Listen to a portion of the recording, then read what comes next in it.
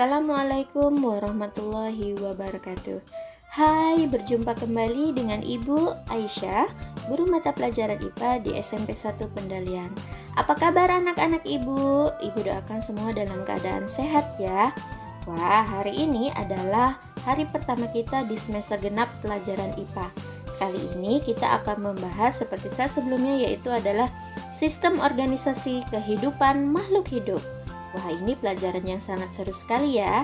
Jadi, simak baik-baik video pembelajaran kali ini ya. Semangat! Nah, sebelum kita tahu apa sih sistem organisasi kehidupan makhluk hidup itu, Ibu punya pertanyaan dulu untuk kalian. Nah, di gambar ini, kalian bisa lihat ada 3 gambar di mana intinya adalah tentang pembangunan rumah. Di gambar pertama, yaitu adanya gambar manusia sedang melakukan pemasangan bata dan pondasi. Kira-kira ada yang tahu apa fungsi bata dan pondasi pada pembuatan rumah? Ibu yakin kalian semua tahu ya. Kemudian di gambar kedua ada bahan-bahan penyusun dari rumah. Ada bata, ada semen, dan juga ada batang besi. Kira-kira bahan-bahan tersebut punya fungsi dan kegunaan masing-masing? Ya, tentu sama. Ternyata anak-anak Ibu, bahan-bahan ini dalam pembuatan rumah merupakan bahan-bahan yang harus digunakan. Misalnya nih, mungkinkah bata itu akan menjadi dinding yang kokoh ketika dia tidak diberikan campuran semen dengan pasir? Tentu tidak. Nah, rumah juga, akankah dinding bata dan semen tadi bisa berdiri dengan kokoh tanpa ada bantuan besi tadi? Tidak. Nah, ternyata bahan-bahan ini harus bekerja sama untuk menghasilkan rumah yang baik, kokoh, dan juga bagus. Nah, sama halnya dengan kita manusia nih, kita contohkan ya. Akankah tubuh kita bisa melakukan pernafasan dengan baik tanpa ada kerjasama antara misalnya kerongkongan ya, hidung ini dengan paru-paru? Nanti kita jawab. Nah, Ibu contohkan sekali lagi. Anak-anak Ibu pasti sudah pernah ya makan donat ya. Wah, ini makanan yang sangat lezat sekali. Ternyata komposisi pembuatan donat itu sendiri ada misalnya tepung, ada margarin, ada gula, dan juga ada telur. Akankah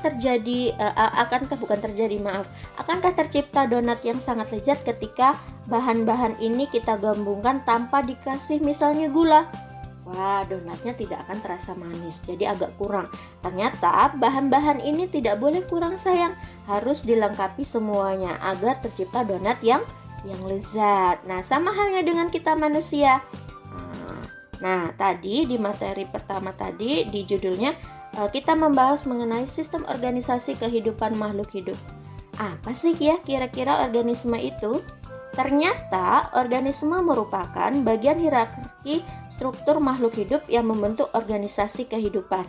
Adapun sistem organisasi kehidupan itu sendiri terdiri dari beberapa. Misalnya yang pertama ada sel, kemudian ada jaringan, organ, sistem organ, dan yang terakhir yaitu organisme.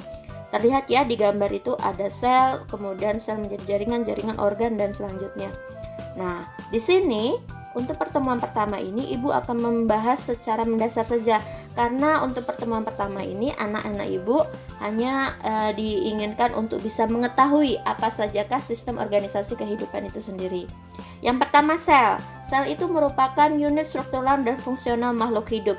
Di sini sel terdiri dari 2 bagian atau 2 jenis, bukan 2 bagian, 2 jenis. Ada sel yang memiliki inti sel dan yang kedua ada sel yang tidak memiliki inti sel. Nah, sel yang memiliki inti sel disebut dengan organisme prokariotik, sedangkan sel yang tidak memiliki inti sel disebut dengan sel eukariotik ya.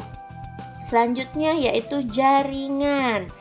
Apa sih ya jaringan? Jaringan itu merupakan kumpulan sel sejenis yang memiliki bentuk dan fungsi yang sama. Nah, di sini Ibu hanya menggambarkan hanya 2 ya, ada jaringan manusia dan hewan. Dan ada lagi jaringan tumbuhan. Kalau misalnya di jaringan tumbuhan, itu misalnya ada jaringan xilem, floem. Kalau nggak salah itu ada jaringan 5 jaringan inti. Nanti kita bahas di pertemuan selanjutnya. Nah, setelah jaringan yaitu ada organ. Wah, organ itu apa ya? Nah, organ itu merupakan sekumpulan jaringan yang bekerja membentuk organ tubuh yang memiliki fungsi khusus. Di sini ada dua ya, Ibu tampilkan, ada organ tumbuhan dan organ manusia. Untuk organ tumbuhan itu sendiri misalnya ada bunga, daun, batang, akar, dan buah. Untuk organ manusia itu misalnya ada jantung, paru-paru, hati, usus, dan lain sebagainya. Nanti anak-anak Ibu bisa baca lebih mendalam ya. Setelah organ, ada yang namanya sistem organ. Nah, sistem organ itu merupakan beberapa macam organ yang terangkai dan mempunyai fungsi tertentu. Inilah yang disebut dengan organ. Nah, untuk menjalankan fungsinya, organ bekerja sama dengan organ lainnya. Contohnya, misalnya kalau pada tumbuhan nih, bagaimana tumbuhan melakukan fotosintesis? Apa tujuan fotosintesis? Ya, fotosintesis itu untuk menghasilkan makanan bagi tumbuhan. Nah, tumbuhan dalam melakukan fotosintesis, dia tidak hanya membutuhkan daun, di mana daun tempat terjadinya fotosintesis.